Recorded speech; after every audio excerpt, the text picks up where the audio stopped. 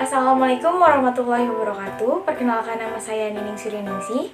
Saya dari Jurnalistik 4C dengan NIM 11940500120. Nah, di sini saya akan menjelaskan hasil jawaban UAS dengan mata kuliah Teori Komunikasi 2, yang dimana terdapat soal yang pertama, yaitu disuruh menjelaskan 3 teori komunikasi yang sesuai dengan selera. Nah, saya mengambil teori spiral of silence atau teori keheningan. Nah, teori ini merupakan sebuah teori yang berkaitan dengan opini masyarakat antara masyarakat mayoritas dengan masyarakat minoritas. Nah, teori ini membahas awal mula terbentuknya opini publik di masyarakat. Dalam teori ini, opini masyarakat mayoritas akan menekankan opini masyarakat minoritas, sehingga muncul sebuah keraguan dari sisi minoritas untuk mengeluarkan opininya, dikarenakan adanya ketakutan akan kaum mayoritas, dan sehingga opini kaum minoritas seakan-akan seperti terisolasi dan tidak bebas. Nah, teori ini dikemukakan oleh Elizabeth Noel Neumann. Nah, yang kedua, saya mengambil teori hierarki, di mana teori hierarki merupakan pengaruh isi media yang diperkenalkan oleh Pamela J. Schoenmaker dan Stephen Derese.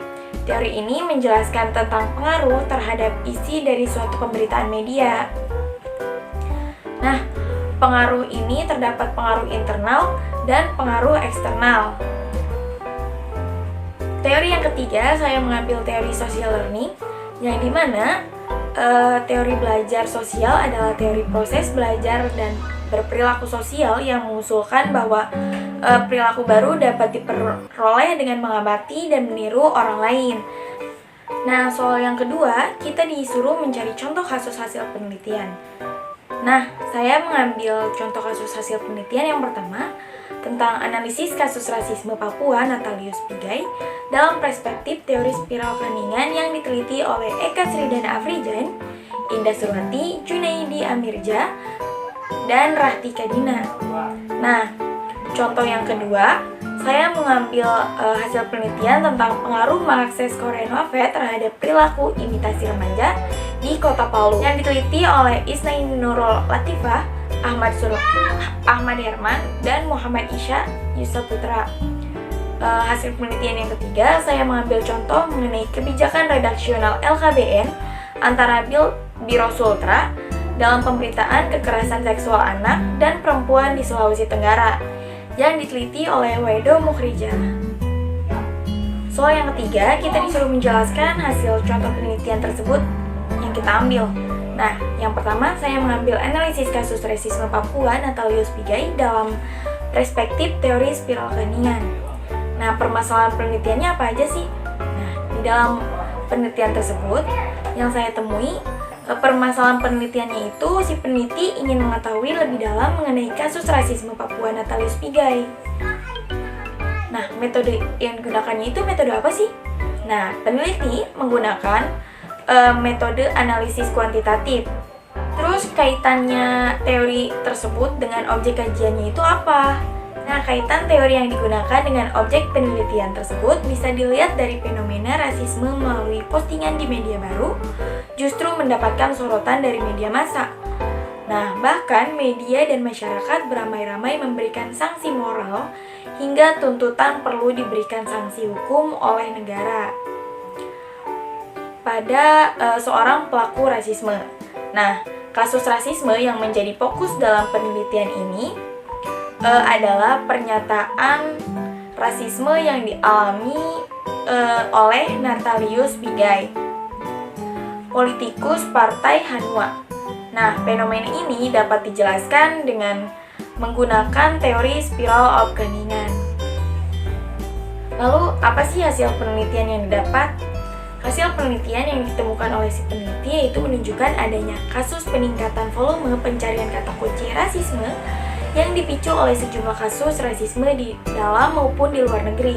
Juga terjadi pemerataan persebaran pencarian kata kunci pada seluruh provinsi di Indonesia. Nah, temuan ini menunjukkan spiral kebisuan terkait rasisme telah semakin pudar dan diharapkan beralih pada pelaku rasisme, sehingga pada masa depan dapat terwujud masyarakat Indonesia yang bebas dari rasisme, terutama rasisme pada Papua. Penelitian kedua yang saya ambil mengenai kebijakan redaksional LKBN antara Biro Sultra dalam pemberitaan kekerasan seksual anak dan perempuan di Sulawesi Tenggara. Nah, permasalahan dalam penelitiannya, peneliti ingin memperdalam dan mengetahui permasalahan mengenai kebijakan redaksional LKBN antara Biro Sultra dalam pemberitaan kekerasan seksual anak dan perempuan. Nah, metode penelitian dalam penelitian ini menggunakan metode analisis data kualitatif dengan teknik pengumpulan data melalui observasi, wawancara, dan dokumentasi. Kaitan teori dengan objek kajian memiliki kaitan untuk mengkaji kebijakan redaksional LKBN antara Biro Sultra dalam pemberitaan kekerasan seksual anak dan perempuan dengan menggunakan teori hierarki pengaruh oleh Pamela Somarker dan Stephen Derese pada tahun 1996, yang dimana mengatakan bahwa terdapat 5 faktor yang mempengaruhi isi media. Kelima faktor tersebut antara lain individu, rutinitas media, organisasi media, media eksternal, dan ideologi yang dipakai untuk mencari tahu apa yang mempengaruhi kebijakan redaksional terkait pemberitaan kekerasan seksual yang terjadi pada anak dan perempuan di Sulawesi Tenggara.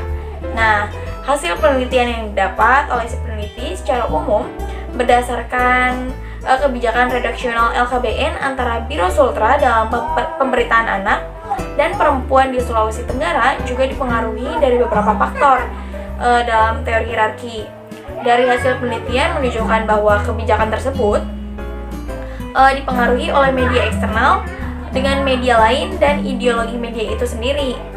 Faktor media eksternal ternyata mempunyai pengaruh besar dalam kebijakan tersebut dikarenakan adanya persaingan dengan media lain yang menjadikan antara Sultra mengubah dan menetapkan berita kasus yang mengeksploitasi korban kasus kekerasan tersebut dimasukkan dalam berita yang tidak layak untuk dimuat.